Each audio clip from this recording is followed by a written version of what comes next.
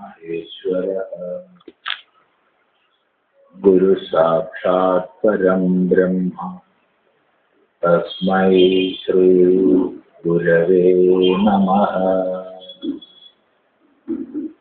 ओम सदाशिवसमारम्भां शंकराचार्यमध्यमाम् अस्मदाचार्यपर्यन्तां वन्दे गुरुपरम्पराम्।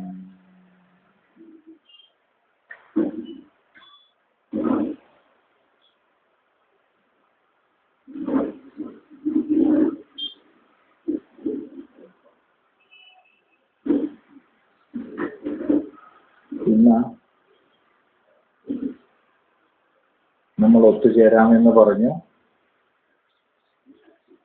അതിനനുസരിച്ച് വിവരമെല്ലാവരെയും അറിയിക്കുകയും ചെയ്തു. അതുകൊണ്ട് മാത്രം വന്നതാ. കുറച്ചൊരു പ്രശ്നമുണ്ട്.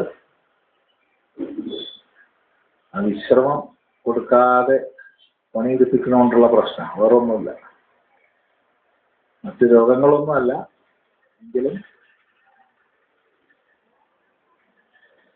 ഒരു വിശ്രമം കൊടുക്കാണ്ട് പണിയെടുപ്പിച്ചിട്ടുള്ളൊരു പ്രതികാരം ദേഹത്തിന്റെ ചെയ്യാണ്. അതുകൊണ്ട് അല്പനേരം എന്തെങ്കിലും പറഞ്ഞിട്ട് നമുക്കൊന്ന് തിരിയാം. അടുത്ത പ്രാവശ്യം സാധാരണ പോലെ ആവട്ടെ. വ്യാസം വിരോധം ഉണ്ടാവരുത്.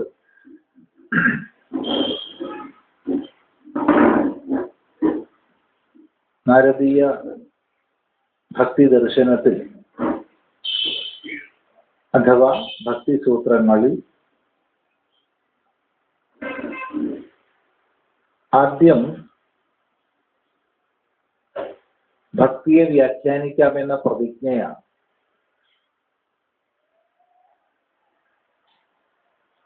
രണ്ടാം സൂത്രത്തിൽ ഭക്തിയെ നിർവചിച്ചു. ഈ ഈശ്വരനിലുള്ള പരമ പ്രേമമാണ് ഭക്തി. നാലാം സൂത്രത്തിൽ അത് അമൃത സ്വരൂപമാണെന്നും പറഞ്ഞു. 5, 6, 7 സൂത്രങ്ങളിൽ പരാഭക്തി നേടിക്കഴിഞ്ഞാൽ കൃതാർത്ഥതയായി, കൃതകൃത്യതയായി എന്ന് പറഞ്ഞു. സിദ്ധനാകുന്നു, തൃപ്തനാകുന്നു, മത്തനാകുന്നു, അമൃതനാകുന്നു, ആത്മാരാമനാകുന്നു എന്നൊക്കെ പറഞ്ഞു. പിന്നൊന്നും നേടേണ്ടതില്ല. ആരിൽ അഥവാ ആർക്ക് പരാഭക്തി ഉണ്ടോ അയാൾക്ക് മറ്റൊന്ന് ജീവിതത്തിൽ നേടേണ്ടതില്ല. അതാണ്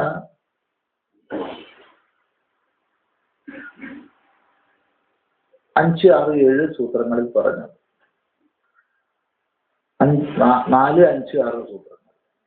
തുടർന്ന് 7, 8 സൂത്രങ്ങളിൽ അതാണ് നമ്മൾ കഴിഞ്ഞ പ്രാവശ്യം ശ്രദ്ധിച്ചത്. ഈ ഭക്തി കാമമുക്തമാണ്. ഭക്തിയോട് ചേർന്ന്, പരാഭക്തിയോട് ചേർന്ന് ആഗ്രഹങ്ങളില്ല. എന്തുകൊണ്ട്? നിരോധരൂപമായതുകൊണ്ട് എന്ന് പറഞ്ഞു. അപ്പോൾ നമുക്ക് സംശയം വന്നേക്കാം, ആഗ്രഹങ്ങളോട് കൂടിയതെന്താ ഭക്തിയാവില്ലേ?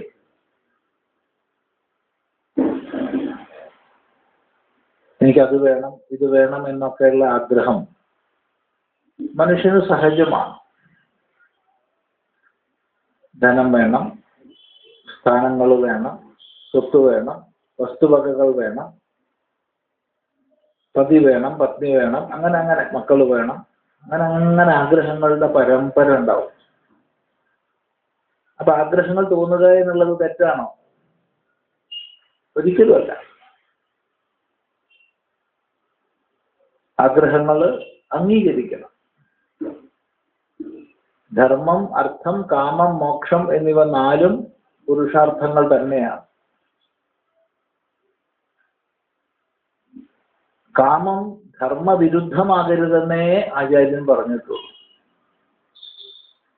ഗീതയിൽ വ്യക്തമായി നമുക്ക് പറഞ്ഞു തരും. ധർമാവിരുദ്ധോ ഭൂതേഷു കാമോസ്മി ഭരതർഷഭ എന്ന്. ധർമ്മത്തിന് വിരുദ്ധമല്ലാത്ത കാമം ഞാനാകുന്നു ഹേ അർജുന. അപ്പൊ ധർമ്മവിരുദ്ധമാകരുതെന്നേ ഉള്ളൂ. അർത്ഥം വേണ്ട, കാമം വേണ്ട എന്നൊന്നും പറഞ്ഞിട്ടില്ല. അപ്പൊ ആഗ്രഹങ്ങളുള്ള തലത്തിൽ ഒരാൾക്ക് ഭക്തി ഉണ്ടാവില്ല എന്നോ, ഭക്തിയുള്ള തലത്തിൽ ആഗ്രഹങ്ങൾ ഉണ്ടാവില്ല എന്നോ പറയാൻ പാടില്ല. എന്നാൽ പരാഭക്തിയെ കുറിച്ച് ചിന്തിക്കുന്ന പ്രകരണമാണിത്. ഇപ്പൊ നമ്മൾ ചിന്തിക്കുന്ന ഭാഗം പരാഭക്തിയാണ്. വിധിവിധാനപരമായ ഭക്തി, അല്ലെങ്കിൽ അപരാഭക്തി, അല്ലെങ്കിൽ ഗൗണീ ഭക്തി, അത് നമ്മൾ ചിന്തിക്കാൻ പോകുന്നേ ഉള്ളൂ. അപ്പൊ ഈ പരാഭക്തിയുടെ തലത്തിൽ ആഗ്രഹങ്ങൾ ഉണ്ടാവില്ല. പരാഭക്തിയോട് ചേർത്തുകൊണ്ട് ഒന്നും ആഗ്രഹിക്കത്തക്കതല്ല. സാന കാമയമാന.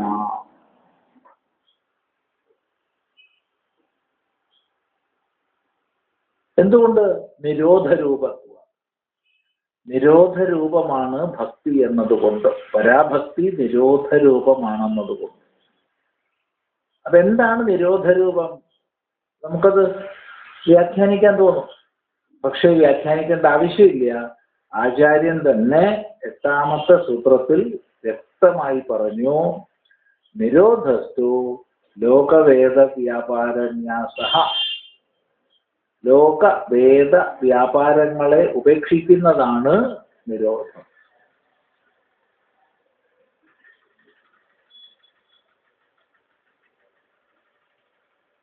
ലോകവ്യാപാരം, വേദവ്യാപാരം. ലൗകികമായി നമ്മൾ ഓരോരുത്തരും അവനവന്റെ വ്യക്തിത്വ തലത്തിൽ വിഭിന്നങ്ങളായ കർമ്മങ്ങൾ ചെയ്യുന്നുണ്ട്, ചെയ്യാൻ ബാധ്യതപ്പെട്ടിട്ടുണ്ട്. നമ്മൾ ഓരോരുത്തരും പതിയായിരിക്കാം, പത്നിയായിരിക്കാം, മകളായിരിക്കാം, മകനായിരിക്കാം, സഹോദരിയായിരിക്കാം, സഹോദരനായിരിക്കാം, അമ്മയായിരിക്കാം, കുഞ്ഞായിരിക്കാം. അങ്ങനെ പല വ്യക്തിത്വ തലങ്ങൾ നമുക്കുണ്ട്. ചെയ്യുന്ന തൊഴിലുകൾക്കനുസരിച്ചിട്ടുള്ള തലങ്ങൾ വേറെയുമുണ്ട്. ഗൃഹത്തിലുള്ള വ്യക്തിത്വവും ജോലി സ്ഥലത്തിലുള്ള വ്യക്തിത്വവും രണ്ടായിരിക്കും. ഈ രണ്ടിൽ നിന്ന് ഭിന്നമാണ് മറ്റൊരു പൊതുസ്ഥലത്തിൽ നമുക്കുള്ള വ്യക്തിത്വം. അങ്ങനെ വരുമ്പോ ഇവയ്ക്കൊക്കെ അനുസൃതമായി പല പല കർത്തവ്യങ്ങൾ നമുക്കുണ്ട്. അപ്പൊ പരാഭക്തനെ സംബന്ധിച്ച് ഇതെല്ലാം ഉപേക്ഷിതമായിരിക്കുകയാണ്, അപ്രസക്തമായിരിക്കുകയാണ്. ഭക്തനെ സംബന്ധിച്ച് ലോകവ്യാപാരം ഇല്ല എന്നാരും പറയരുത്. അവിടെ ലോകവ്യാപാരമുണ്ട്, വേദവ്യാപാരമുണ്ട്. പക്ഷെ പരാഭക്തനെ സംബന്ധിച്ച് അതെല്ലാം അപ്രസക്തമായി കൊഴിഞ്ഞു വീണിരിക്കുക.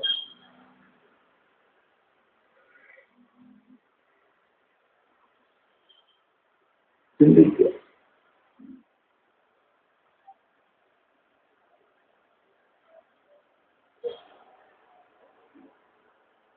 ഇന്നലെ വരെ ഏതെല്ലാം വ്യക്തിതലങ്ങളിൽ ഞാൻ വ്യവഹരിച്ചിരുന്നു അതെല്ലാം ഒഴിഞ്ഞു പോയതാണ് പരാഭക്തിയുടെ അവസ്ഥയിൽ.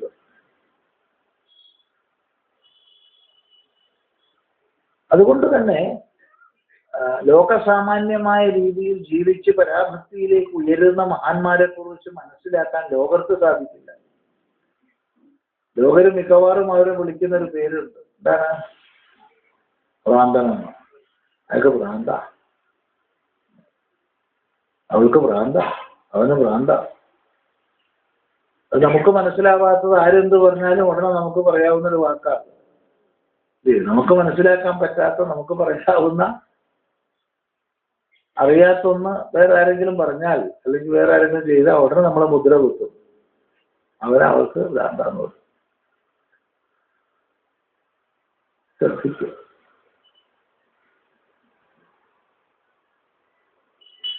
ലോകം അത് വേണം ഇത് വേണം എന്ന് പറഞ്ഞ് പലതിന് പിന്നാലെ നെട്ടോട്ട് ഓടുമ്പോ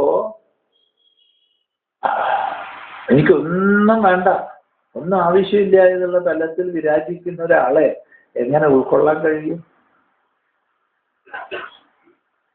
ചിന്തിക്കുക. അപ്പൊ ലോകവേദ വ്യാപാര ന്യാസ ഇതുപോലെയാണ് വേദവ്യാപാരം. വൈദികങ്ങളായ കർമ്മങ്ങള് പല പല ഫലപ്രാപ്തികൾക്കാണ്. ആ ഫലപ്രാപ്തികൾ മുഴുവൻ അവിടെ അപ്രസക്തമായിരിക്കുക. ഇതാണ് പരാഭക്തിയുടെ തലം. അതുകൊണ്ട് ലൗകികവും വൈദികവുമായ കർമ്മവ്യാപാരങ്ങൾ ഇല്ല എന്നതുകൊണ്ട് അതാണ് നിരോധരൂപം. നിരോധരൂപമായതുകൊണ്ട് ആഗ്രഹങ്ങൾ പരാഭക്തിയുടെ തലത്തിൽ ഇല്ല. ഇതാണ് നമ്മൾ പഠിച്ച 7, 8 സൂത്രങ്ങൾ. തുടർന്ന് നമ്മൾ 9ാമത്തെ സൂത്രം ശ്രദ്ധിക്കുക. തസ്മിൻ അനന്യത തദ് വിരോധിഷു ഉദാസീനത ച. ഈ ഒരു പരാഭക്തിയിലേക്ക് എങ്ങനെ നമ്മൾ ഉയരും? പരാഭക്തിയിലേക്ക് ഉയരേണ്ടുന്ന ഒരാളുടെ ജീവിത ശൈലി എങ്ങനെയാണ്? ഇത് വലിയ ചോദ്യമാണ്. ഒരു വ്യക്തി പരാഭക്തിയിലേക്ക് ഉയരുന്നു അഥവാ പരാഭക്തിയിലേക്ക് ഉയരണം, രണ്ടും ആവാം. ഉയരുന്നു എന്നോ ഉയരണമെന്നോ ആവാം, രണ്ടും ആവട്ടെ. എന്താണ് അയാളുടെ ലോകവ്യവഹാരം? കാരണം പരാഭക്തിയിലേക്ക് ഉയരുന്ന ആളും ഈ ലോകത്തിൽ തന്നെയാണല്ലോ ജീവിക്കുന്നത്. ലോകത്തിൽ എപ്പോഴും ദ്വന്ദ്വങ്ങൾ ഉണ്ടാവും. ദ്വന്ദ്വം ഇല്ലാത്തൊരു ലോകത്തിൽ നമുക്ക് ജീവിക്കാൻ കഴിയുക. ഇരുട്ടും വെളിച്ചവും, പൂജയും പരിഭവവും, സ്തുതിയും നിന്ദയും, സുഖവും ദുഃഖവും, ശീതവും ഉഷ്ണവും, മാനവും അപമാനവും, ഇങ്ങനെ എപ്പോഴും ലോകത്തിൽ ദ്വന്ദ്വങ്ങൾ ഉണ്ടാവും. ദ്വന്ദ്വങ്ങൾ ഇല്ലാത്ത ലോകത്തിൽ ജീവിക്കാൻ നമുക്കൊക്കില്ല. അപ്പോൾ ഈ ദ്വന്ദ്വങ്ങളുള്ള ലോകത്തിൽ ജീവിക്കുന്ന ഒരു വ്യക്തി പരാഭക്തിയിലേക്ക് ഉയരാൻ വേണ്ടി ഏതൊരു ജീവിത ക്രമമാണ് സ്വീകരിക്കേണ്ടത്? ഏതൊരു ശൈലിയാണ് സ്വീകരിക്കേണ്ടത്? ഇതൊരു ചോദ്യമാണ്. ഈ ചോദ്യത്തിന് ഉത്തരമാണ് വാസ്തവത്തിൽ 9ാമത്തെ സൂത്രം. ഇനി മറ്റൊന്നും കൂടി പറയാം. 9ാമത്തെ സൂത്രം സ്വയം പൂർണ്ണമല്ല. അത് വ്യാഖ്യാനിക്കാൻ തോന്നുമില്ല. എന്തുകൊണ്ട് വ്യാഖ്യാനിക്കുന്നില്ല എന്ന് ചോദിച്ചാൽ അതിന്റെ വിശദീകരണമായിട്ടാണ് അടുത്ത സൂത്രം ഉള്ളത്.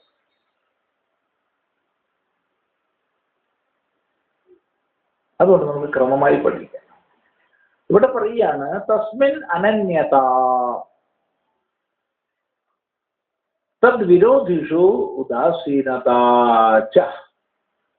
തസ്മിൻ അനന്യത, അവനിൽ അനന്യത, ഈശ്വരനിൽ അനന്യത, അന്യത ഇല്ലാതിരിക്കുക, അന്യത്വം ഇല്ലാതിരിക്കുക.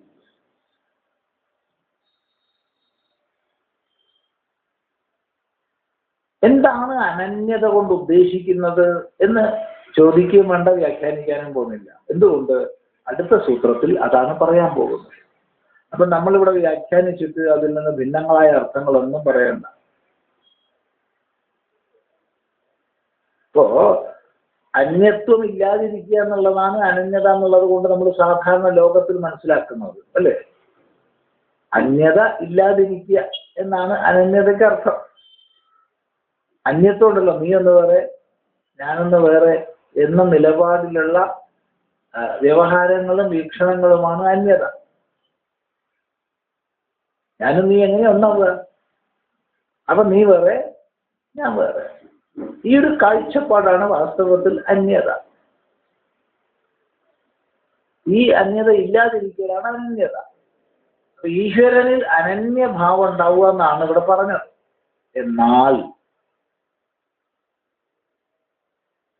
അത് വ്യാഖ്യാനിക്കാൻ അവിടെ നിൽക്കട്ടെ. എന്തുകൊണ്ടെന്നാൽ അടുത്ത സൂത്രത്തിൽ ആചാര്യൻ തന്നെ പറയുന്നുണ്ട് എന്താണ് അനന്യത എന്ന്. അവിടെ പഠിക്കാം.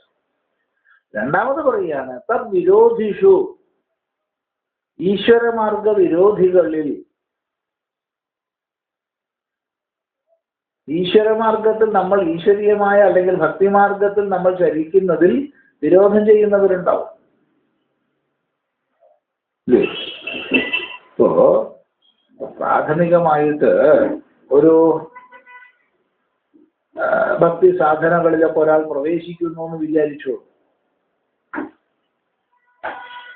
പൊതുവെ അപ്പോ വീട്ടിലായാലും നാട്ടിലായാലും എല്ലാവർക്കും ഇഷ്ടമായിരിക്കും, അനുകൂലമായിരിക്കും. പൊതുവെ എല്ലാവർക്കും എന്ന് പറയാൻ വയ്യ, പൊതുവെ അനുകൂലമായിരിക്കും. ഭക്തിമാർഗത്തിൽ പ്രവർത്തിക്കുന്നുണ്ട് മോള്, നല്ലതാണ്. അല്ലെങ്കിൽ മോൻ ഭക്തിമാർഗത്തിൽ പ്രവർത്തിക്കുന്നത് നല്ലതാണ്. അല്ലെങ്കിൽ പത്നി ഭക്തിമാർഗത്തിൽ പ്രവർത്തിക്കുന്നത് നല്ലതാണ്. പതി ഭക്തിമാർഗത്തിൽ പ്രവർത്തിക്കുന്നത് നല്ലതാണ്. വേണ്ട തേടാ കൂടൊന്നും ഉണ്ടാവില്ലല്ലോ, വേണ്ടാധീനത്തിലൊന്നും പോയി പെടില്ല, അതുകൊണ്ട് നല്ലതാ എന്നൊക്കെ പറയും. എന്നാൽ ആ ഭക്തിമാർഗം പരാഭക്തിയിലേക്ക് ഉയരുന്നൊരു ക്രമത്തിൽ നീങ്ങിയൊക്കട്ടെ. അപ്പൊ ആദ്യം അനുകൂലിച്ചവർ തന്നെ എതിർക്കും. നീ ആശ്രമത്തിൽ ഇടയ്ക്കിടയ്ക്ക് പോണട്ടോ, സ്വാമിനെയൊക്കെ ഒന്ന് കാണാനിടയ്ക്ക് പോയിട്ട് എന്ന് പറഞ്ഞ് പ്രേരിപ്പിച്ച ആള് തന്നെ ചോദിക്കില്ല, എന്തിനാ പത്രയ്ക്ക് പോണത്, എന്റെ ആവശ്യമല്ല, നിന്നെ അവിടെ പരിചയപ്പെടുത്തിയത് ഞാനല്ലേ, ഞാൻ പോണേനേക്കാൾ നീ പോണോ? അല്ലേ? അല്ലെങ്കിൽ അമ്പലത്തിൽ ഉത്സവത്തൊക്കെ പോണോ? വല്ലപ്പോഴും കൊല്ലത്തിൽ 2 പ്രാവശ്യം ഒരു ഉത്സവത്തിനും ഒരു പിറന്നാളിനൊക്കെ പോവുക എന്നല്ലാതെ ദിവസം പോകേണ്ട ആവശ്യമുണ്ടോ? നാമജപമൊക്കെ വല്ലപ്പോഴൊക്കെ ആവാം, ദിവസം ജപിക്കേണ്ട ആവശ്യമൊന്നുമില്ല എന്ന് ഇന്നലെകളിൽ അനുകൂലിച്ചവർ തന്നെ ഇന്ന് പ്രതികൂലിക്കും. അത്രയ്ക്കൊന്നും വേണ്ട പറയും. പിന്നെ എതിർക്കാൻ തുടങ്ങും. ഏതൊക്കെ രീതിയിലാണ് എതിർക്കുക എന്ന് പറയാൻ വയ്യ, പല രീതിയിൽ എതിർക്കും. അത് വ്യക്തിക്കനുസരിച്ചൊക്കെ മാറും, അത്രയും പറയാൻ പറ്റും.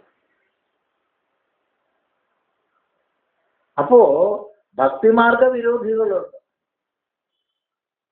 ഭക്തിമാർഗ വിരോധികൾ എങ്ങനെയാണ് പെരുമാറുന്നത്? ഈശ്വരൻ എങ്ങനെയാ പെരുമാറുന്നത്? അനന്യത, തസ്മിൻ അനന്യത. രണ്ടാമത് ഭക്തിമാർഗ വിരോധികളിൽ വിരോധിച്ചു ഉദാസീനതയാണ്. ഉദാസീനത എന്നുള്ളതിന് സാധാരണ അർത്ഥം നമുക്ക് ആദ്യം പറയാം. ഇവിടെ വ്യാഖ്യാനിക്കില്ല. എന്തുകൊണ്ട് വ്യാഖ്യാനിക്കില്ല?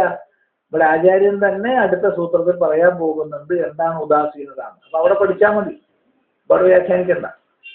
എങ്കിലും സാമാന്യ അർത്ഥം പറയാം. സാധാരണഗതിയിൽ ഉദാസീനം എന്ന് പറഞ്ഞാൽ ഉദാസീന, ഉപരി ആസീന, മുകളിലിരിക്കുന്നവനാണ്. ഈ മുകളിലിരിക്കുക എന്ന് പറഞ്ഞാൽ ഇപ്പൊ 2 പേര്, 2 പക്ഷങ്ങൾ, 2 സമൂഹങ്ങൾ, 2 ഗ്രൂപ്പുകൾ, 2 പാർട്ടികൾ, എന്തെങ്കിലും 2 തമ്മിലൊരു പ്രശ്നം ഉണ്ടെന്ന് വിചാരിച്ചോളൂ. 2 വ്യക്തികൾ തമ്മിൽ അടിയുണ്ട് എന്ന് വിചാരിച്ചോളൂ, അല്ലെങ്കിൽ ലഹളം ഉണ്ടെന്ന് വിചാരിച്ചോളൂ. ഈ 2ലും പെടാതെ ഉപരിയിരിക്കുന്നത് കസ്യചിലവി പക്ഷം ഭജതേ, ആരുടെ പക്ഷവും ഭജിക്കുന്നില്ല, അവനാണ് ഉദാസീനം. അവരതുകൊണ്ട് അവര് വേണമെങ്കിൽ കാര്യം നിർത്താൻ പരിശ്രമിക്കാൻ അവർ സാധിക്കും. അവരാണ് 2ലും പാർട്ടിയല്ല, 2 ഗ്രൂപ്പിലും പാർട്ടിയല്ല. ഏതെങ്കിലും ഗ്രൂപ്പിൽ പാർട്ടിയായ ആള് തല്ലു നിർത്താൻ പറ്റുമായിട്ട് 2 ഗ്രൂപ്പ്. ഇപ്പൊ പാർട്ടികളിലൊക്കെ ഗ്രൂപ്പുകളുണ്ട് ഇഷ്ടം പോലെ. എല്ലാ പാർട്ടിയിലും ഗ്രൂപ്പുണ്ട്, എല്ലാ പാർട്ടികളിലും ഉണ്ട് ഗ്രൂപ്പുകൾ. അപ്പോൾ 2 ഗ്രൂപ്പുണ്ട് വെച്ചാൽ ആ ഗ്രൂപ്പ് പെട്ട ആൾക്ക് ഗ്രൂപ്പ് വഴി അടി നിർത്താൻ പറ്റുമോ? ഗ്രൂപ്പ് പെടാത്ത ആൾക്കല്ലേ പറ്റുള്ളൂ. ഇല്ല. ഇതുപോലെ തന്നെ നമ്മള് 2 പേര് തമ്മിൽ അടിയുണ്ടെങ്കിൽ അതിൽ ഏതെങ്കിലും ഒന്നിനോട് എനിക്ക് ഒരു മമത്വബന്ധമുണ്ടെങ്കിൽ എനിക്കതിനെ അവരെ നിർത്താൻ ഒന്നും പറ്റില്ല. അപ്പൊ ഉദാസീനൻ എന്ന് പറഞ്ഞാൽ ഈ 2ലും പെടാതെ ഉയർന്നിരിക്കുന്നവരാണ്. ശരിക്ക് പറഞ്ഞാൽ ഉദാസീനൻ. അപ്പോ ഭക്തിമാർഗ വിരോധികളിൽ ഏത് സമീപനമാണ് വേണ്ടത്? ഉദാസീനതയാണ് വേണ്ടത് എന്നാണ് പറയുന്നത്. ഈശ്വരൻ എന്താ വേണ്ടത്? അനന്യതയാണ് വേണ്ടത്. ഇതാണ് ഈ 9ാം സൂത്രം. ഇതിന്റെ അർത്ഥം ആരും ഇപ്പൊ പറയാൻ നിൽക്കരുത്. എന്തുകൊണ്ടെന്നാൽ സാമാന്യമായി നമ്മൾ മനസ്സിലാക്കുന്ന ഉദാസീനതയ്ക്കുള്ള അർത്ഥവും അനന്യതയ്ക്കുള്ള അർത്ഥവുമല്ല ഇവിടെ ആചാര്യൻ പറയുന്നത്. അതുകൊണ്ട് ഇവിടെ പറയുന്നത് അടുത്ത 2 സൂത്രങ്ങളിലൂടെ പഠിക്കേണ്ടതാണ്. എന്താ നോക്കൂ. അന്യാശ്രയാണാം ത്യാഗോ അനന്യത.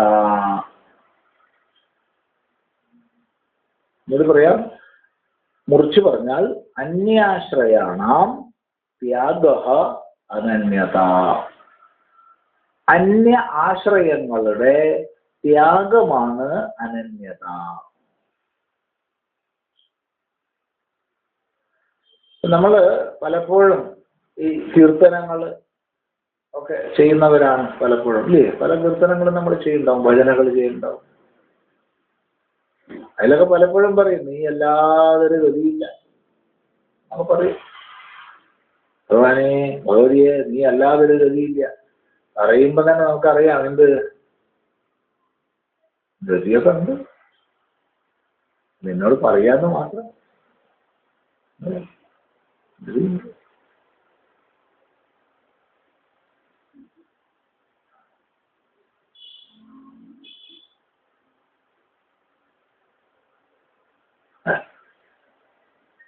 എന്നാലും നമ്മൾ പറയും, പറച്ചിൽ നമ്മൾ കുറയ്ക്കാറില്ല, അല്ലേ?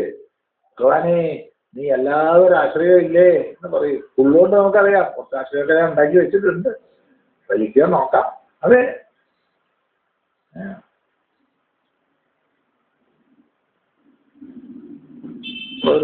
ഒരു സന്ദർഭം ഓർമ്മിക്കുക. നമ്മള് ഈ സന്യാസ ദീക്ഷ സ്വീകരിക്കുന്നത് കൈലാസാശ്രമത്തിലാണ്. 1989 ശിവരാത്രി സന്ദർഭത്തിൽ. അപ്പൊ ഈ കൈലാസാശ്രമം എങ്ങനെയാച്ചാ, ശിവരാത്രി ദിവസം അവിടെ ഭാരതത്തിലുള്ള അറിയപ്പെടുന്ന അഥവാ സാമ്പ്രദായികമായിട്ടുള്ള സന്യാസിമാർക്ക് അവരുടെ ശിഷ്യന്മാരെ ദീക്ഷയ്ക്ക് പറഞ്ഞയക്കാൻ പറ്റും. അങ്ങനെയാണ് നമ്മളൊക്കെ പോയത്. അല്ലാതെ കൈലാസാശ്രമത്തിൽ പഠിച്ച് അവിടുത്തെ ആളായിട്ടല്ല നമ്മൾ സന്യാസം സ്വീകരിക്കാൻ പോയത്. ഗുജറാത്ത് അഹമ്മദാബാദ് മാധവാനന്ദാശ്രമം സ്വാമിജി പറഞ്ഞയച്ചിട്ട് പോയതാണ്. അപ്പൊ അവരുടെ വക ഒരു ചോദ്യം ചെയ്യലൊക്കെ ഉണ്ടാവും. അത് കഴിഞ്ഞ് അവർക്ക് തൃപ്തിയായാൽ സന്യാസ ദീക്ഷയ്ക്ക് സ്വീകരിക്കും. അങ്ങനെയാണ് അവിടുത്തെ ഒരു പതിവ്. ഞങ്ങളുടെ കൂട്ടത്തില് ഒരാളുണ്ടായിരുന്നു, പ്രായമുള്ള ഒരാൾ. പ്രായം വെച്ചാല് അന്നത്തെ കണക്കിനാ പറയുന്നത് പ്രായമുള്ള ആളാണ്. നമ്മളൊക്കെ വളരെ ചെറുപ്പമാണ്, അതുകൊണ്ടാണ്. ഇന്നിപ്പോ അയാളെ പ്രായമുള്ള ആളെന്നൊന്നും പറയില്ല, ചെറുപ്പക്കാരനാള്. അയ്യോ, അപ്പോ സ്വാമിജി പറഞ്ഞു, ഈ സന്യാസമൊക്കെ വലിയ കഷ്ടപ്പാടാക്കുവോ? പ്രത്യേകിച്ച് നിങ്ങളൊക്കെ അദ്ദേഹത്തിനൊരു അർദ്ധവയസ്സൊക്കെ ആയില്ലേ? ഭക്ഷണം യഥാസമയത്ത് കിട്ടണം, വെള്ളം യഥാസമയത്ത് കിട്ടണം, പിന്നെ താമസിക്കുമ്പോഴൊക്കെ എന്തെങ്കിലുമൊക്കെ സൗകര്യങ്ങളൊക്കെ വേണ്ടേ? ഇപ്പൊ സന്യാസിക്ക് ആകുമ്പോൾ ചിലപ്പോൾ ഭക്ഷണം കിട്ടിയില്ല എന്ന് വരും, ചിലപ്പോൾ വെള്ളം കിട്ടിയില്ല എന്ന് വരും, ചിലപ്പോൾ ദിവസങ്ങളോളം പട്ടിണി കിടക്കേണ്ടി വരും, ചിലപ്പോൾ ധാരാളം കിട്ടിയെന്ന് വരും. ഇത് രണ്ടും ഉണ്ടാവേ. ചിലപ്പോൾ കിടക്കാനൊക്കെ എല്ലാ സൗകര്യം ഉണ്ടായി വരും, ചിലപ്പോൾ ഒരു സൗകര്യം ഉണ്ടാവില്ല, കളിയിൽ കിടക്കേണ്ടി വരും. അപ്പൊ അതൊക്കെ പ്രയാസമല്ലേ? ജീവിതത്തിൽ ഒരു നിയതാരൂപം ഇല്ലാത്തതല്ലേ? അപ്പോ അദ്ദേഹം പറഞ്ഞു, സ്വാമിജി, അവിടുത്തെ കൃപ കൊണ്ട് എനിക്ക് അങ്ങനെയൊന്നും സംഭവിക്കില്ല. അപ്പൊ അതെന്താ? എനിക്ക് പെൻഷനുണ്ട്. അപ്പൊ പറഞ്ഞു, പെൻഷനൊന്നുമില്ല, എന്നാ പോയിക്കോളൂ, വേഗം കുട്ടികൾ കേട്ടോ. പെൻഷനുള്ള എങ്ങനെയാ സന്യസിക്കുക? എനിക്ക് പെൻഷനുണ്ട്, അപ്പൊ എനിക്ക് നിജമായിട്ട് ഒരു വരുമാനമുണ്ട്, പിന്നെ നീ ഇതിനെ എങ്ങനെ സന്യസിക്കുക? അത് ഉപേക്ഷിച്ചു വാ, ആ പെൻഷൻ ഉപേക്ഷിച്ചിട്ട് വാ, എന്നാൽ ഇവിടുന്ന് സന്യാസമാവാം, അല്ലാതെ ഇവിടുന്ന് സന്യാസമില്ല. ഇയാൾ പോയി സ്ഥലം വിട്ടു. ഇത് കഥ പറയല്ല. അപ്പോ ഞാൻ സന്യാസിയാണ്, എനിക്കൊരാശ്രയം ഇല്ല എന്നൊക്കെ പറഞ്ഞാലും ആശ്രയമുണ്ട്. എന്താ ഉള്ളത്? പെൻഷനുണ്ട്, അല്ലെങ്കിൽ ഇത്ര രൂപ ഫിക്സഡ് ഡെപ്പോസിറ്റ് ഉണ്ട്, അല്ലെങ്കിൽ ഇന്ന ആൾക്കാരൊക്കെ എൻ്റെ കൂടെ ഉണ്ട്. ഇങ്ങനെ പല ആശ്രയവും ഉണ്ടാവും. പുറത്തെന്താ പറയുക? ഓ, അതാശ്രയവും അതല്ല, അന്യാശ്രയാണാം ത്യാഗ. ഇത് കഥയല്ല, ഇതുണ്ടായ സംഭവം നേരിട്ട് അറിയുന്നതുമാണ്. ഒരു കഥയുണ്ട്. കഥ എന്താ വെച്ചാൽ, ഒരു ആള് സദാ നമശിവായ നമശിവായ നമശിവായ ജപിക്കുന്ന ആളാ, എപ്പോഴും നമശിവായ ജപിക്കും. അപ്പൊ അയാള് കാട്ടില് വിറക് സ്വരൂപിക്കാൻ വേണ്ടി പോയപ്പോ അയാളെ ആക്രമിച്ചു ഒരു കടുവ. കടുവയെ ആക്രമിച്ചു. ഇയാള് ഭഗവാനെ രക്ഷിക്കണേ എന്ന് പറഞ്ഞാണ്. ഭഗവാൻ ഒരു കൂസലുമില്ല. അപ്പൊ പാർവതി ചോദിച്ചത്രേ, നിങ്ങൾ എന്താ ഇങ്ങനെ ദുഷ്ടനാവണത്? എപ്പോഴും നമശിവായ ജപിക്കുന്ന ആളല്ലേ, അയാളല്ലേ അവിടുന്ന് പ്രാർത്ഥിച്ചത് ഭഗവാനെ രക്ഷിക്കണേന്ന്? അവൻ പ്രാർത്ഥിക്കുന്നതിന് മുമ്പ് വഴിയെടുത്തിട്ടില്ലേ, പിന്നെ ഞാനെന്തിനാണ് രക്ഷിക്കാൻ പോണത്? അവൻ സ്വയം രക്ഷയ്ക്ക് ശ്രമിച്ചിട്ടുണ്ട്, പിന്നെ ഞാൻ പോണോ? അന്യാശ്രയാണാം ത്യാഗ, അന്യങ്ങളായ ആശ്രയങ്ങളെയൊക്കെ ത്യജിക്കുന്നതാണ് അനന്യത. ഇത് പറയാൻ വളരെ എളുപ്പമാണ്, വളരെ എളുപ്പമാണ്. ഇതൊന്നും ഒരാൾക്കുണ്ടോ ഇല്ലയോ എന്ന് പുറമേ നിന്ന് നോക്കിയാൽ നമുക്ക് മനസ്സിലാക്കാനും കഴിയില്ല. ഞാനിപ്പോൾ വലിയ കാഷായം കൊടുത്ത് വന്നിരിക്കുക നിങ്ങളുടെ മുമ്പിൽ, പേര് സ്വാമി ചിദാനന്ദപുരി എന്നാണ്. അതുകൊണ്ട് സന്യാസിയാണെന്ന് നിങ്ങളറിയോ? എങ്ങനെയാ അറിയാം? അറിയില്ല, പെരും കള്ളനായിരിക്കാം, പറയാൻ പറ്റില്ല. അപ്പൊ ഇതൊന്നും പുറമേ കാണുന്നതല്ല വസ്തുത. അങ്ങനെ ആന്തരിക ജീവിത നിഷ്ഠയാണ്. അത് വേറൊരാൾക്കൊട്ട് വിലയിരുത്താനും പറ്റില്ല. ഈ അനന്യത എന്ന് പറഞ്ഞാൽ അന്യാശ്രയങ്ങളെ ഉപേക്ഷിക്കലാണ് അനന്യത. അതാ മനസ്സിലാക്കേണ്ടത്. ഭഗവാനെ നീ മാത്രം, വേറൊരാശ്രയവും ഇല്ല, എല്ലാം പോയി, എല്ലാം അപ്രസക്തമായി കഴിഞ്ഞു.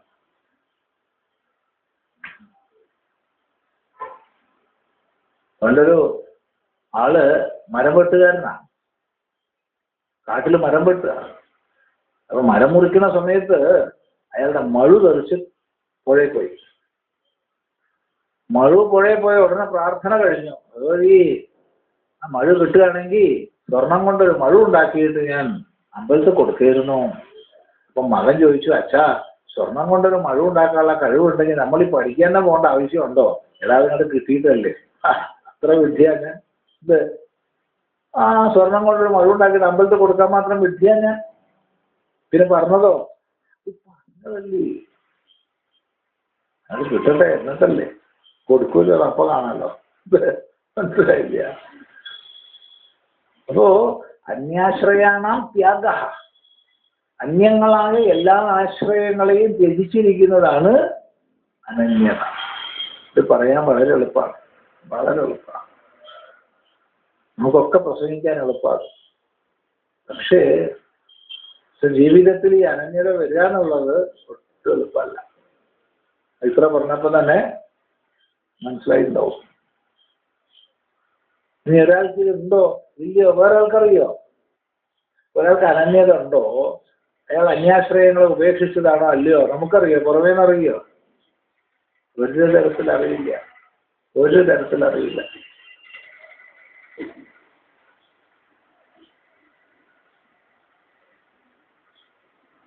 ചിന്തിക്കുക. അപ്പോൾ ഈശ്വരനിൽ അനന്യത എന്ന് പറഞ്ഞാൽ ഈശ്വരനെ മാത്രം ആശ്രയിക്കുന്ന, മറ്റൊന്നിനെയും ആശ്രയിക്കാത്ത, മറ്റെല്ലാം അപ്രസക്തമായി തീർന്ന, മറ്റെല്ലാം ഉപേക്ഷിതമായി തീർന്നതാണ് അനന്യത. ഈശ്വരനിൽ അനന്യത, അതാണ് പരാഭക്തിയിലേക്ക് ഉയരാൻ ആദ്യം വേണ്ടത്. തദ്വിരോധിഷു ഉദാസീനത എന്നാ രണ്ടാമത് പറഞ്ഞത്. ഭക്തിമാർഗ വിരോധികളിൽ ഉദാസീനത വേണമെന്നാ പറഞ്ഞത്. അപ്പൊ എന്താ ഈ ഉദാസീനത? സംശയം. നേരത്തെ പറഞ്ഞു രണ്ട് പക്ഷം ഉണ്ടാകുമ്പോൾ രണ്ടിലും പെടാതിരിക്കുന്നതാണ് ഉദാസീനത പറഞ്ഞു. ഇവിടെ പറയുകയാണ്, ലോകേ വേദേച്ച തദനുകൂലാചരണം തദ്വിരോധിഷു ഉദാസീനത. അവിടെ ഭേദമുണ്ട്. ലോകവേദേഷു തദനുകൂലാചരണം തദ്വിരോധിഷു ഉദാസീനത. ഇതാണ് ഒരു പാഠം. ഒരു പാഠം ലോകവേദേഷു തദനുകൂലാചരണം തദ്വിരോധിഷു ഉദാസീനത. വേറൊരു പാഠം ലോകേ വേദേച്ച തദനുകൂലാചരണം തദ്വിരോധിഷു ഉദാസീനത. ലോകത്തിലായാലും വേദത്തിലായാലും തദനുകൂലാചരണം, അതിന് അനുകൂലമായി ആചരിക്കുക എന്നുള്ളതാണ് തദ്വിരോധിഷു, വിരോധികളിലുള്ള ഉദാസീനത. അപ്പൊ നമ്മൾ മനസ്സിലാക്കിയ ഉദാസീനതയല്ല അത്.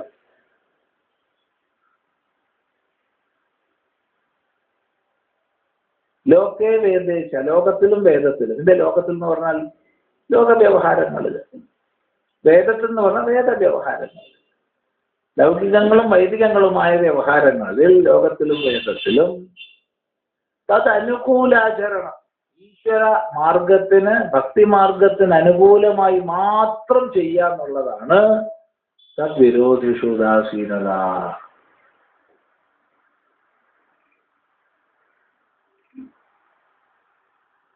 അതെങ്ങനെയാ? ഇപ്പൊ നോക്കൂ, ഒരാള്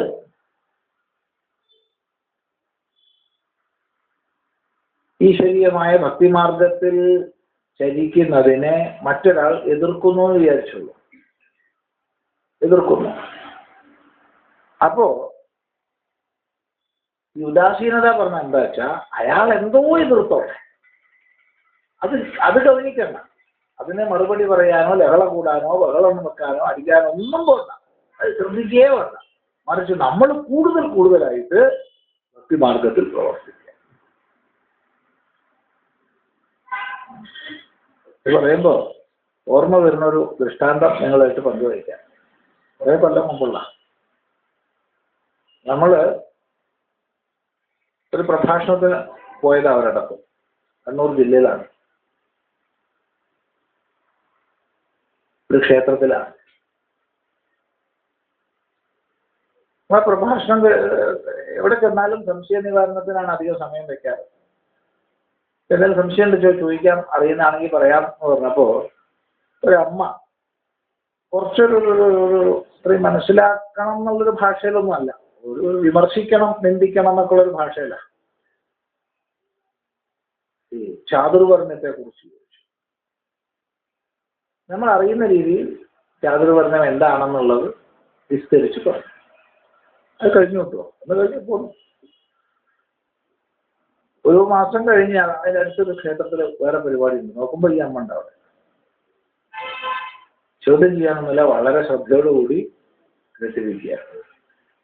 പിന്നെ അവിടെ കണ്ണൂര് സുന്ദരേശ്വര ക്ഷേത്രത്തില് സ്ഥിരം മാസ ക്ലാസ് ഉണ്ടായിരുന്നു. പിന്നെ സ്ഥിരം അതിന് വരാൻ തുടങ്ങി. ആദ്യം ബാക്കിലായിരുന്നു, പിന്നെ നടുക്കായി, പിന്നെ മുമ്പിലായി.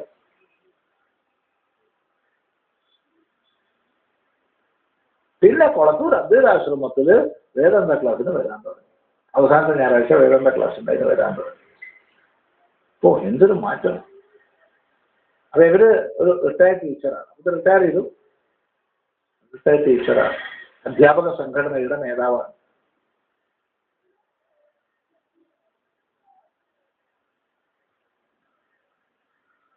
അവരുടെ പല ചരിത്രങ്ങളും നമ്മൾ പറഞ്ഞു. അപ്പോൾ ഞങ്ങൾ എടുത്തു, ഒരടുപ്പായി ആശ്രമത്തിൽ സ്ഥിരം വരാൻ തുടങ്ങി.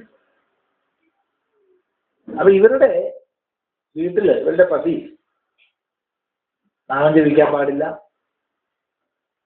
ക്ഷേത്രത്തിൽ പോകാൻ പാടില്ല, കീർത്തനങ്ങൾ ചെയ്യാൻ പാടില്ല, ഒന്നും പാടില്ല. അതാണ് നിയമം. അതൊക്കെ ഫാഷിസമാണ്, വർഗീയവാദമാണ് എന്നുള്ളതാണ് പക്ഷം. ഒന്നും പാടില്ല, നാമം ജപിക്കാനോ ക്ഷേത്രത്തിൽ പോകാനോ ഒന്നും പാടില്ല. അദ്ദേഹം നേതാവാണ്, ഒരു പാർട്ടി നേതാവാണ്, ഒരു പാർട്ടിയുടെ നേതാവാണ്. അതേ പാർട്ടിയുടെ അധ്യാപക സംഘടനയുടെ നേതാവായിരുന്നു അമ്മ. പറഞ്ഞു കഥയല്ല പറയുന്നത്.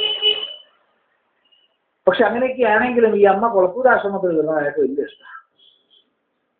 എന്താ എന്ന് ചോദിച്ചാൽ, ആശ്രമത്തിൽ ക്ലാസ്സിനൊക്കെ വരാൻ തുടങ്ങിയതിനു ശേഷം അവരുടെ വീട്ടിലെ പെരുമാറ്റം വളരെ നന്നായി. ബഹളമില്ല, ബഹളമില്ല, വളരെ സന്തോഷമായിട്ടാണ് വീട് പോകുന്നത്. അതുകൊണ്ട് അയാൾക്ക് ഇഷ്ടം. വേറെ വേദാന്തത്തോടുള്ള ബഹുമാനമൊന്നുമല്ല, പ്രത്യേകം ശ്രദ്ധിക്കുക. അങ്ങനെ കുറച്ചു കാലം കഴിഞ്ഞു കേട്ടോ, ഒരു 1-2 കൊല്ലം കഴിഞ്ഞിട്ടുണ്ടാവും. ഒരു ദിവസം നമ്മൾ കൊളത്തൂർ തന്നെയാണ് ആശ്രമത്തിൽ ഞാൻ നിൽക്കുക, എന്തോ പണിയുണ്ട്. അപ്പൊ ഈ അമ്മ വന്നു, വളരെ ആദരപൂർവ്വമൊക്കെ ഉപചാരങ്ങളൊക്കെ ചെയ്തു. അത് കഴിഞ്ഞൊരു പുസ്തകം വന്നു. എന്താ അത്? ഇത് അധ്യാത്മ രാമായണം കിളിപ്പാട്ടാണ് സ്വാമി. എന്തിനാ എൻ്റെ അടുത്ത് തന്നെ? സ്വാമി ഒന്ന് ഇങ്ങോട്ട് തരണം. അത് ശരി, ഞാൻ വിചാരിച്ചു എനിക്ക് തന്നാണ്, സ്വാമിയുടെ കൈകൊണ്ട് കിട്ടണമെന്ന് വിചാരിച്ചിട്ടാ. എന്താ, എന്തിനാ? ഞാൻ ഈ കർക്കിടകം 1 മുതൽ വായിക്കാൻ തുടങ്ങുന്ന വീട്ടില്. നമ്മൾ സന്തോഷം മുടക്കണ്ടാക്കുക, മുടക്കേ വേണ്ട, നല്ലോണം വായിച്ചു.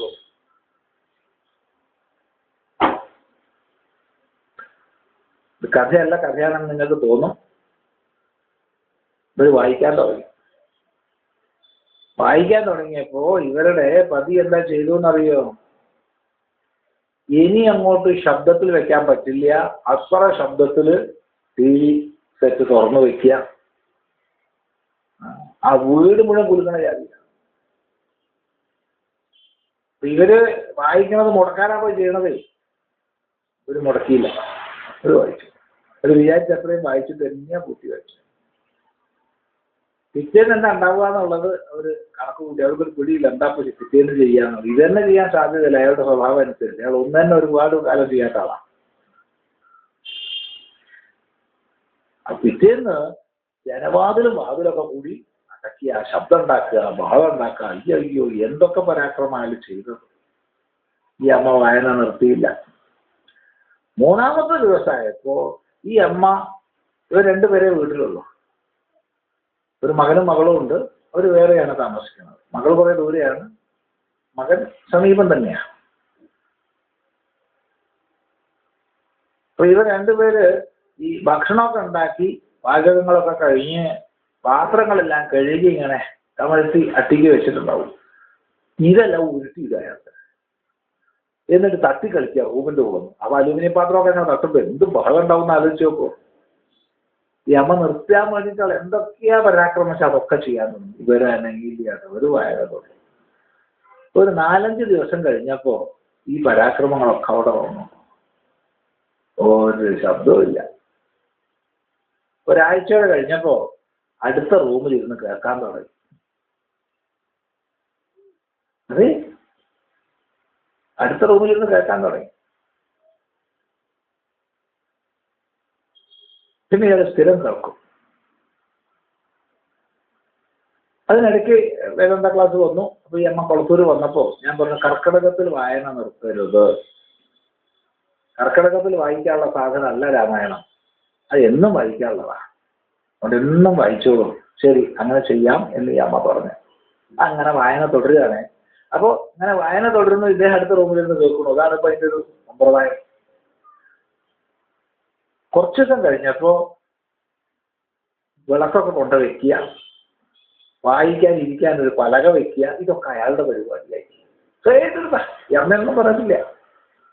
ഇതൊക്കെ വെക്കുക. കുറച്ചു ദിവസം കഴിഞ്ഞപ്പോ അപ്പുറത്തൊരു പലക ഇട്ട് അവിടെ ഇരുന്ന് കേൾക്കാൻ തുടങ്ങി. നോക്കണേ, ഇത് കഥയുള്ളത് ഉണ്ടായ സംഭവമാണ്. അങ്ങനെ കുറച്ചു ദിവസം കഴിഞ്ഞു. അടുത്ത മാസം വേദാന്ത ക്ലാസ്സിന് ഈ അമ്മ വന്നപ്പോ എന്താന്ന് എനിക്ക് അന്നും ഇന്നും അറിയില്ല. ഞാൻ ഈ അമ്മയോട് പറഞ്ഞു, ഈ അമ്മ രാമായണം വായിക്കണോ നിർത്തിക്കോളൂ, വായിക്കണ്ട. അതാ പറയാൻ തോന്നിയത്. എന്താ സ്വാമി പറയണത്? വീടിന്റെ അന്തരീക്ഷം നന്നായി. ഒരു വലിയ സ്നേഹവും ബഹുമാനമൊക്കെ ആണെങ്കിലും കയർത്ത് സംസാരിക്കുന്ന ഒരാളാണ്. ഒരു കടിച്ചു കീർണ പോലെയാ പറയുക, വർത്താനം പറയുക. എന്താ സ്വാമി പറയുന്നത്? വീട്ടിൽ അന്തരീക്ഷം നന്നായി. ഇപ്പൊ മകൻ വീട്ടിൽ വരുന്നുണ്ട്. എങ്ങനെ? 2 കാലില്. പണ്ട് മകൻ എങ്ങനെയാ വരിക? 4 കാലിൽ. രാത്രി ആകുമ്പോ എഴഞ്ഞാ വരും. അതൊക്കെ നിന്നു. ഇപ്പൊ 2 കാലിൽ വരും. അവ മദ്യം നിർത്തിയിട്ടൊന്നുമില്ല, പക്ഷെ കുടിച്ചിട്ട് മുമ്പിൽ വരില്ല. വലിയ മാറ്റല്ല. അല്ല, 4 കാലിൽ വന്ന് അമ്മേനെ തെറി പറയുന്ന ആള് മദ്യപിച്ചു കഴിഞ്ഞ് അമ്മയുടെ അടുത്തേക്ക് അച്ഛൻ്റെ അടുത്തേക്ക് വരാത്തൊരവസ്ഥയിൽ എത്തി എന്ന് പറഞ്ഞാൽ വലിയ പരിവർത്തനം. മദ്യം നിർത്തിയിട്ടൊന്നുമില്ല, പക്ഷെ ഈ മാറ്റം വന്നു. അങ്ങനെ നല്ലൊരു ഐശ്വര്യമായിട്ട് വീട് പോകുമ്പോ നിർത്താന സ്വാമി പറയണത് നമ്മുടെ അമ്മ വായിക്കണ്ട, തീർത്ത് പറയാം. ശരി, അങ്ങനെ ഒരു പോയി. അപ്പോ വായനയുടെ സമയമായി. മൂപ്പര് പലകയൊക്കെ എടുത്ത് വെച്ചു. ഈ അമ്മ വായിക്കുന്നില്ല. അമ്മ അപ്പുറത്തെ കസേരയിൽ ഇരിക്കുക. അല്ല, നീ എന്താ വായിക്കാത്തേ? എന്നോട് സ്വാമി പറഞ്ഞിട്ടുണ്ട് വായിക്കണ്ട. സ്വാമി അങ്ങനെ പറഞ്ഞോ? പറഞ്ഞു. വേഗം മൂപ്പര് പോയി കയ്യും കാലും മുഖമൊക്കെ കഴുകി വന്ന് തുടങ്ങിയില്ലോ വായന.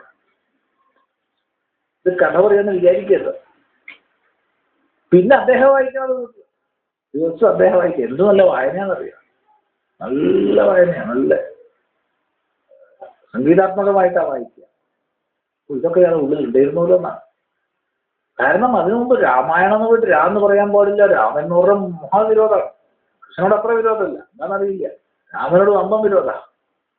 ഹിന്ദു എന്ന് പറയാൻ പാടില്ല, ഹീ എന്ന് പറയാൻ പാടില്ല. പിന്നെയല്ലേ ഹിന്ദു എന്ന് പറയും.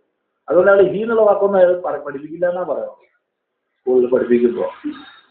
ഷീന്നൊക്കെ പഠിപ്പിക്കാം, ഹീന്ന് പഠിപ്പിക്കാൻ പറ്റില്ല. കാരണം ഹീന്ന് പറയാൻ പാടില്ല, ഹിന്ദു എന്ന് പറയാം, അത്ര പോലും പറയാൻ പാടില്ല. അങ്ങനത്തെ വിശ്വാസമുള്ള ആളാണ്, അങ്ങനത്തെ മതവിശ്വാസിയാണ് അയാൾ, രാഷ്ട്രീയ മതം. എന്നയാള് ഇന്ന് ദിവസം രാമായണം വായിക്കുക എന്ന് ആലോചിച്ചു. അങ്ങനെ കാലം കഴിഞ്ഞു. മകൻ മദ്യപാനം നിർത്തി. മകനും മകന്റെ പത്നിയും വീട്ടിൽ വന്ന് താമസിക്കാൻ തുടങ്ങി. അവർ വേറിട്ടായിരുന്നു താമസം. നല്ലൊരു അന്തരീക്ഷമായി. ഒരു ദിവസം ഇദ്ദേഹം രാമായണ വായനയൊക്കെ കഴിഞ്ഞ് നെഞ്ചിനൊരു ചെറിയൊരു അസ്വസ്ഥത ഉണ്ട് കേട്ടോ, കുറച്ച് ജീരകവെള്ളം കൊണ്ടുവരുമോ? അങ്ങനെ ഒരു ജീരകവെള്ളം കൊണ്ട് ചെല്ലുമ്പോൾ ഇദ്ദേഹം ഇങ്ങനെ ഇരുന്നിട്ട് അത് കിടക്കുക. അപ്പൊ എപ്പോഴത് ഇരുന്നെന്ന് വരാറില്ല, ഇത് കിടക്കുമ്പോഴാണ് ഇദ്ദേഹം ജീരകവെള്ളം എടുക്കാൻ പോയത്. തിരിച്ചു വരുമ്പോൾ അദ്ദേഹം ചമ്പറം പടി ഇരുന്നിട്ടുണ്ട്. എന്താ ചെയ്തതെന്നൊന്നും അറിയില്ല. അത് കഴിഞ്ഞ് അദ്ദേഹം അത് കിടന്നു. അപ്പൊ വെള്ളം കൊടുത്തു, അല്പം കുടിച്ചു. രാമാ ഇത് പറയുമ്പോൾ ഈ അമ്മയ്ക്ക് എന്തൊരു സന്തോഷമായിരുന്നു അറിയാം. തൻ്റെ വീട്ടിൽ ഇത്രയും കാലം ഒന്നിച്ചുള്ള തൻ്റെ പതി മരിച്ച ദുഃഖമുണ്ട്. പക്ഷേ ദുഃഖമുണ്ടെങ്കിലും സന്തോഷം. ഈ ഒരു സൽഗതി ഉണ്ടായല്ലോ. അപ്പൊ എന്താ പറഞ്ഞാ, ഭക്തിമാർഗ വിരോധികൾ എതിർക്കുന്നതിനനുസരിച്ച് നമ്മൾ ഉഷാറായിട്ട് ചെയ്യാവോ. അതാരോട് എതിർക്കാനല്ല, അത് പ്രത്യേകം ശ്രദ്ധിക്കണം. അവരോട് അച്ഛനോട് എതിർക്കണം, എനിക്ക് അമ്മയോട് എതിർക്കണം, അല്ലെങ്കിൽ ഭർത്താവിനോട് എതിർക്കണം, ഭാര്യയോട് എതിർക്കണം, അതല്ല, ഒരിക്കലും പാടില്ല. മറിച്ച്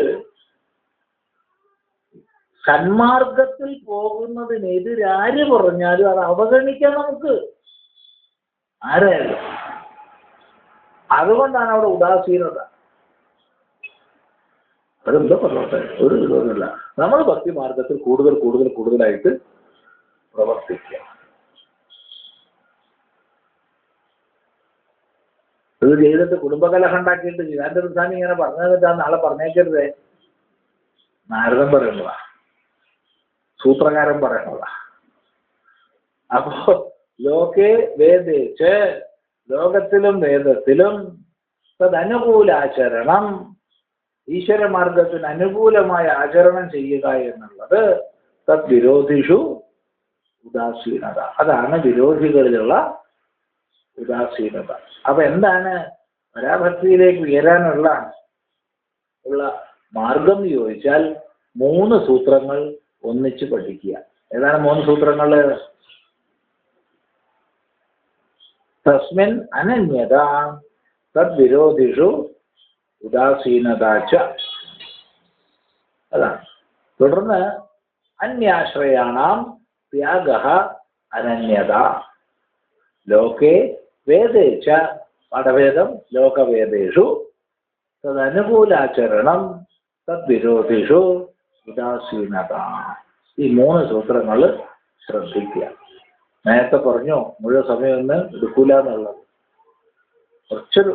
ഒരു യന്ത്ര തകരാറുണ്ട്, അതുകൊണ്ടാ. വലിയൊരു വയ്യായിയൊന്നുമില്ല, പക്ഷെ വിശ്രമം കൊടുക്കേണ്ട അതൊന്നുമില്ല. അതുകൊണ്ട് ഇന്ന് ഉപസംഹരിക്കുകയാണ്. അടുത്ത പ്രാവശ്യം നമുക്ക് ഒത്തുകൂടാം. സമ്മതാണല്ലോ, ആർക്കും വിരോധമില്ലല്ലോ. ശരി. ഓം ഗുരുർബ്രഹ്മാ ഗുരുർവിഷ്ണു ഗുരുർദേവോ മഹേശ്വരഃ ഗുരു സാക്ഷാത് പരം ബ്രഹ്മ തസ്മൈ ശ്രീ ഗുരവേ നമഃ.